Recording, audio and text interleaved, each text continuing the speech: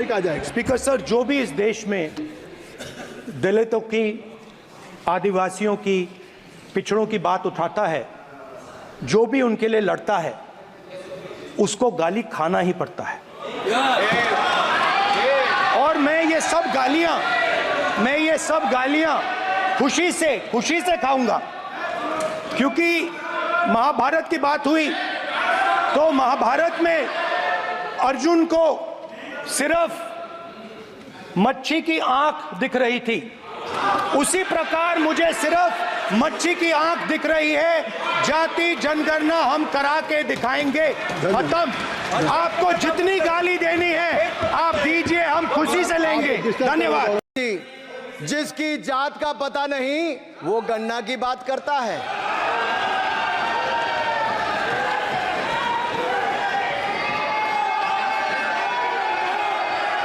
महोदय, इनसे ये पूछना चाहता हूं, आपने जाति कैसे पूछ ली है बताइए। बस आप जाति कैसे पूछ सकते हैं? आप बताएं, जाति कैसे पूछ सकते हैं? आप पूछ के दिखाओ जाति। तुम आप जाति कैसे पूछोगे तुम?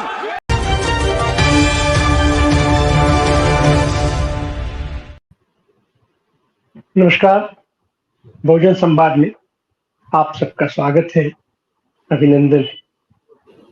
आज फिर एक बार उत्तर प्रदेश सुर्खियों में आ गया है। जाहिर सी बात है, बड़ा प्रदेश है और कहा जाता है कि दिल्ली का रास्ता उत्तर प्रदेश से ही जाता है। और इस बार तो उत्तर प्रदेश ने कमाल कर दिया है। उत्तर प्रदेश की एक क्षेत्रीय पार्टी बड़ी पार्टी होकर के उभरी है और तीसरे नंबर की पार्टी संसद में बन के उभरी है। 37 सीटों के साथ समाजवादी पार्टी ने वहां जबरदस्त दस्तक दी। और सच तो यह है कि अगर ईमानदारी के साथ चुनाव हुआ होता तो आज तस्वीर कुछ और होती। और उससे बड़ी बात यह है कि संसद में एक से एक युवा नेता उभर करके निकल करके सामने आए और खास करके विपक्ष में आए हैं।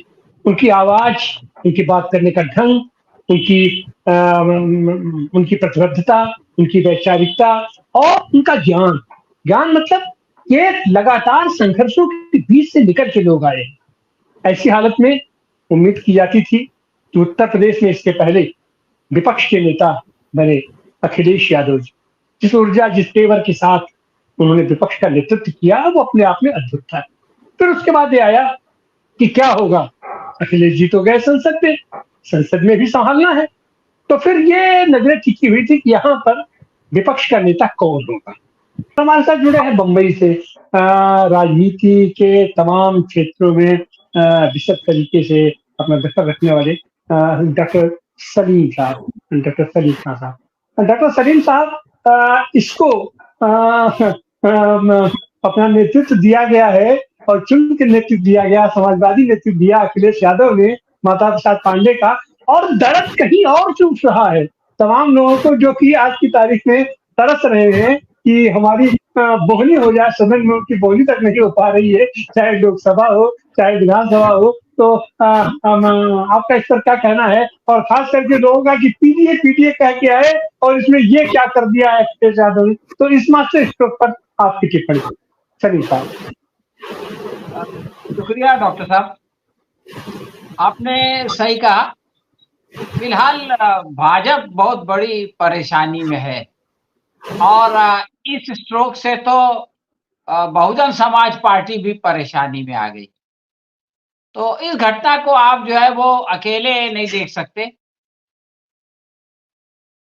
अब अभी जो राजनीति चल रही है, इसमें अखिलेश यादव और राहुल गांधी, ये जो है वो डबल इंजन सरकार पर डबल प्रहार किए जा रहे हैं और ये उनके लिए आप समझ लीजिए कि डबल ट्रबल बन गए हैं।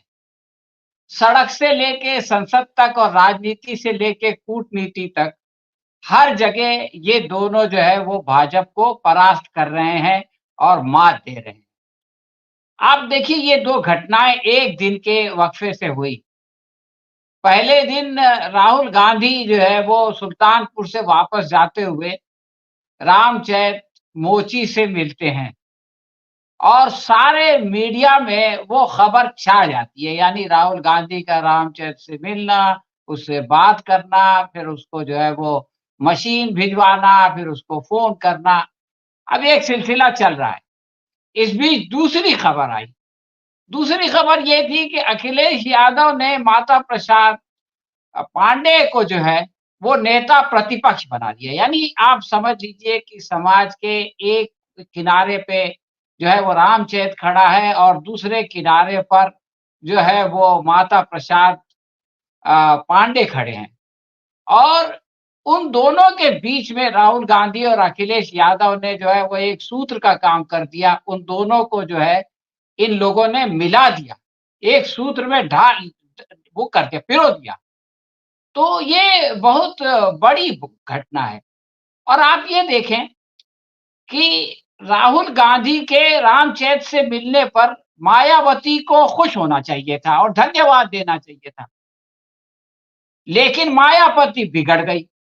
इसी तरह से माता प्रसाद पांडे के नेता प्रतिपक्ष बनने पर भाजपा को जो है वो समाजवादी पार्टी का अभिनंदन करना चाहिए था कि चलो भाई, हम नहीं, बरसों से इनकी सरकार चल रही है, किसी ब्राह्मण को जो है इन्होंने मुख्यमंत्री नहीं बनाया। कांग्रेस के जमाने में तो एक के बाद एक कई बने। समाजवादी पार्टी का मसला है इसलिए कि वो जो पिछड़ों की पार्टी है। लेकिन भाजपा को क्या हो गया? भाजपा ने क्यों किसी ब्राह्मण को जो है वो मुख्यमंत्री नहीं बनाया? इस सवाल का जवाब भाजपा के पास नहीं है। और अब जबकि अखिलेश यादव ने माता प्रसाद को बना दिया तो ये लोग की परेशानी शुरू हो गई और ये लोग जो है वो ऊटपटांग बातें करने लगे कि पीडीपी क्या होगी वगैरह वगैरह। तो आप ये देखें कि इनके इस रिएक्शन से जो समाज है, दलित समाज है और ब्राह्मण समाज है, वो क्या सोचेगा? भाई एक दलित सोचेगा कि ये लोग खुद तो हमारे पास आते नहीं, मायावती खुद नहीं आती, उसका भांजा खुद नहीं आता, और कोई आता है तो ये उसको जो है वो भर्त्सना करते हैं, ये उसकी आलोचना करते हैं।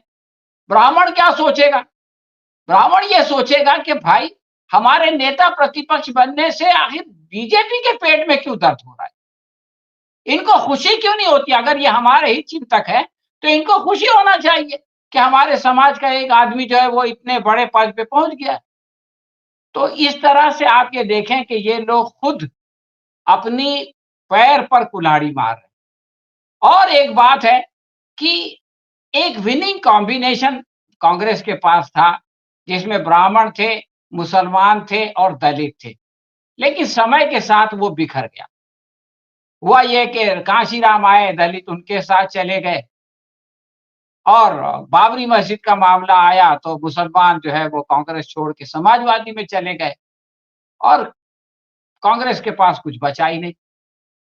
तो अब जो है वो उल्टी घड़ी का कांटा उल्टा घूमने लगा है। जब बीएसपी ने कहा, ब्राह्मण भी बहुजन समाज पार्टी की तरफ चले गए, इसलिए कि उनको लगा कि कांग्रेस जो है सिर्फ उनके समर्थन से तो जीत नहीं सकती। अब ये हुआ कि जब बहुजन समाज पार्टी जो है वो बीजेपी के करीब गई तो पहले तो मुसलमानों ने उससे पल्ला झाड़ा और फिर ब्राह्मणों ने सोचा कि अगर जो है वो बीजेपी की समर्थन ही करना है तो बहुजन समाज पार्टी के हाथी पे चढ़ के क्यों करें, क्यों नहीं डायरेक्ट जो है वो कमल पे छप्पा लगा दें। तो बहुजन समाज पार्टी का आधार आप ये देखें कि अब बिखर रहा है और अब जो है वो राहुल गांधी जो है वो दलितों की तरफ भी जा रहे हैं। अभी आपने इशारा किया सरोज को उन्होंने लिया। इसमें खास बात यह है कि 7 नियुक्तियां हुई हैं। ये जो लोग कह रहे हैं कि पीडीपी को जो है वो छोड़ दिया, तो सिर्फ एक नियुक्ति नहीं हुई और एक माता प्रसाद पांडे को छोड़कर बाकी 6 लोग जो है वो पीडीपी के हैं, उनकी बात कोई नहीं करता। 7 में से एक ब्राह्मण है, तो इसमें कौन सी बड़ी बात है? आप भी सब लोगों को नुमाइंदगी दीजिए। अब देखिए, बीजेपी को कहना चाहिए था कि भाई 2-2 मुसलमानों को क्यों जो है वो इतने बड़े बड़े पद दे दिए गए। एक को जो है वो बोर्ड ऑफ ट्रस्टी का चेयरमैन बना दिया गया, दूसरे को चीफ व्हिप बना दिया गया। व्हिप का जो है वो तर्जुमा हेंटर होता है, तो उसको हेंटर थमा दिया गया। लेकिन ये इस बात को बोल नहीं सकते, इनको शर्म आती है कि जिस समाज को हमने जो है वो ढकेल के राजनीति के हाशिए पे पहुंचा दिया था, आज वो बीच सेंटर में आके खड़ा हो गया। तो इसलिए वो जो है वो मुसलमानों के बारे में कुछ बोलने के बजाय जो है वो माता प्रसाद पांडे के बारे में बोल रहे हैं। देखिए, ये लोग खुद जब ये काम करते हैं तो इन्होंने एक बहुत अच्छी जो है उसके लिए टर्मिनोलॉजी निकाली हुई है, उसका नाम है सोशल इंजीनियरिंग। ये कहते हैं कि देखो कितनी अच्छी हमने सोशल इंजीनियरिंग की।